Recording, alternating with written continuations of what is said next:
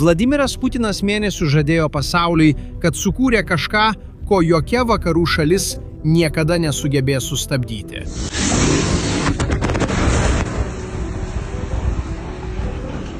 Raketa, kuri skrenda 10 kartų greičiau už garsą, kuri prasiskverbia pro bet kokią gynybą.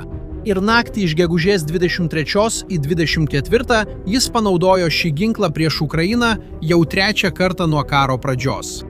Rezultatas? $50 milijonų išleista sunaikinti garažų kompleksui Bila Cerkvoje. Tačiau beveik niekas nekalba apie tai, kad tą pačią naktį Rusija paleido antrąjį Orešniką. O apie šį, nieko nepatvirtino, nieko nepaaiškino ir visiškai tylėjo. Ir žinote, kodėl jie taip pasielgė? Nes tai, kas nutiko su šia antraja raketa, atskleidžia silpnąją vietą, kurios Putinas nenori, kad kas nors matytų. Kad suprastumėte, kokio masto tai įvykis, turite žinoti, ką pažadėjo Putinas ir kada jis pristatė Orešniką pasauliui. 2024 lapkritį. Rusija pirmą kartą paleido Orešniką prieš Dnipro, Ukrainoje. Netrukus po to Putinas pasirodė per televiziją paaiškinti, ką tai reiškia. Jis sakė, kad jo neįmanoma perimti, kad jis skrenda daugiau nei 10 kartų greičiau už garso greitį, kad sunaikina požeminius bunkerius ir viską, kas yra virš žemės. Ir tada jis nuėjo dar toliau. Jis viešai metė iššūkį vakarams. Jis sakė, kad vakarų karinės sąjungos šalis gali pasirinkti taikinį Kijeve, sutelkti visą turimą oro gynybą, o jis paleis Orešniką. Pažiūrėsim, kas nutiks, pasakė Putinas. Mes pasiruošę tokiam eksperimentui. Tai buvo didžiulė rizika ir labai konkretus pažadas. Tačiau yra viena smulkmena, kurią beveik niekas nepaminė. Pats. Jungtinių valstijų gynybos departamentas Orešnik klasifikavo kaip eksperimentinį. Kitaip tariant, tai nėra paruoštas ginklas, tai prototipas, kuris bandomas realiomis kovos sąlygomis. Tai tas pats, kas išleisti automobilį į rinką, neatlikus saugumo bandymų ir sakyti, kad jis geriausias pasaulyje. Ir kai tai supranti, viskas pradeda atrodyti daug logiškiau. Nes per pirmuosius 2 panaudojimus Orešnik buvo paleistas be sprogstamosios galvutės, be bombos. Tik metaliniai blokai, kurie naikina dėl greičio sukelto smūgio, nesprogdami tik dėl smūgio jėgos. Ir abiem atvejais žala buvo minimali. Nebuvo jokių žadėtų pražūtingų padarinių požymių. To naktį nenugalimo ginklo pasakojimas jau pradėjo byrėti. Tačiau Rusija atkakliai laikėsi savo. Ir tada įvyko trečiasis paleidimas. 2026 m. gegužės 24 paryčiais Rusija surengė vieną didžiausių metų atakų. Buvo paleista 600 dronų ir 90 raketų prieš Kijevą ir kitas sritis. Ir tarp viso šio arsenalo buvo šou žvaigždė – Orešnik, paleistas į Bila Cerkvą. Tai miestas, kuriame gyvena 200 000 gyventojų, maždaug 80 km nuo Ukrainos sostinės.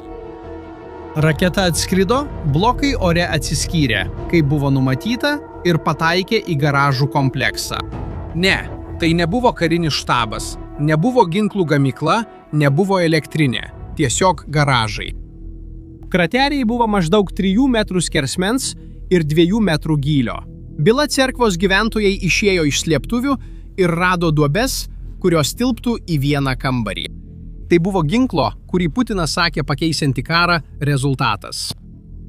Defense Express tyrėjai apskaičiavo, kad bendras Orešnik poveikis praktiškai prilygo 36 sustiprintą kovinę galvutę turintiems Shahed dronams. Dabar pagalvokite, kad Shahed yra pigus Irano dronas, kurį Rusija naudoja masiškai. Tai pasako viską apie Rusijos karinę pramonę. Ji priklauso nuo Irano technologijų nešvariems darbams, tuo pačiu metu išleisdama milžiniškas sumas prototipams, kurie vos veikia. Pavyzdžiui, Orešnik kainuoja $50 milijonų.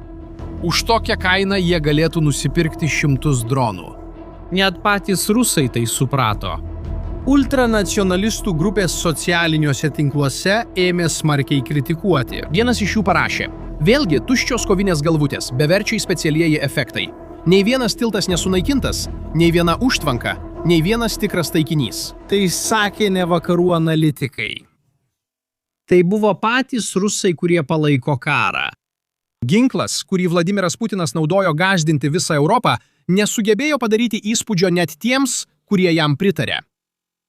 Tačiau tai nebuvo didžiausia vakaro problema. Nes kol pasaulis diskutavo apie ataką prieš garažus, tyliai vyko kur kas labiau atskleidžiantis dalykas. Ir klausimas, kurio niekas neuždavė, buvo paprastas. Kodėl Rusija visiškai tylėjo apie tai, kas įvyko vėliau? Atvirųjų šaltinių žvalgybos šaltiniai nustatė antrojo Orešnik paleidimo požymius tą pačią naktį, kuris buvo paleistas praėjus kelioms valandoms po pirmojo. Tačiau šito Rusija niekada nepatvirtino. Visiška tyla. Vaizdo įrašai ir analizės rodo, kad šis antrasis Orešnikas patyrė gedimą skrydžio metu ir nukrito Rusijos okupuotoje teritorijoje – Donecko regione, netoli Avdijivkos ir Jasinovatės miestų, kurie yra Rusijos kontroliuojami. Kol pasaulis vis dar žiūrėjo į garažų nuotraukas, pačios rusiškos raketos nuolaužos krito ant rusų pozicijų, o Rusijos vyriausybė apie tai nepratarė nė žodžio. Kai kurios analizės neatmeta galimybės, kad jis galėjo pataikyti į pačias Rusijos pajėgas. Karo studijų institutas, viena iš labiausiai gerbiamų karinės analizės organizacijų pasaulyje, patvirtino šią versiją. Jei bus patvirtintas antrasis paleidimas, vienas iš 4 Orešnikų naudotų kare sugedo. 25% nesėkmių. Tai raketa, kurią Putinas pristatė kaip pažangiausią ginklą planetoje. Ir žinote, kas šioje istorijoje dar blogiau? Geriausias paaiškinimas, kodėl jis sugenda, yra pats paprasčiausias iš visų. Raketa nesuveikė, nes buvo blogai pagaminta. Tuo tarpu Rusijos vyriausybės tylėjimas daug ką pasako. Tai beveik tarsi jie tai patvirtintų. Tai viskas pavyksta, jie garsiai skelbia. Kai nepavyksta, slepia, tyli. Ir tuo poveikis neapsiribos vien šią naktimi. Žiūrėkite, Rusija per metus pagamina apie 5 Orešnikus. Vienas kas 2 mėnesius. Tai itin retas, nepaprastai brangus ginklas, naudojamas baimei kelti. Jo siekiamas efektas nėra sunaikinimas, o psichologinis poveikis. Tačiau šis poveikis priklauso nuo vieno dalyko. Įsitikinimas, kad raketa iš tikrųjų yra tai, ką Putinas sako, jog ji yra. Tačiau dabar šis įsitikinimas pradeda griūti. Visais 3 atvejais modelis buvo tas pats. Didelis pažadas, menkas rezultatas. O dabar turime nesėkmę, kurią Rusija bando nuslėpti. Ir tai turi realių pasekmių, nes jos sąjungininkai stebi, jos priešininkai taip pat. Kiekvieną kartą, kai nenugalimas ginklas duoda mažiau, nei buvo žadėta, Rusijos patikimumas mažėja.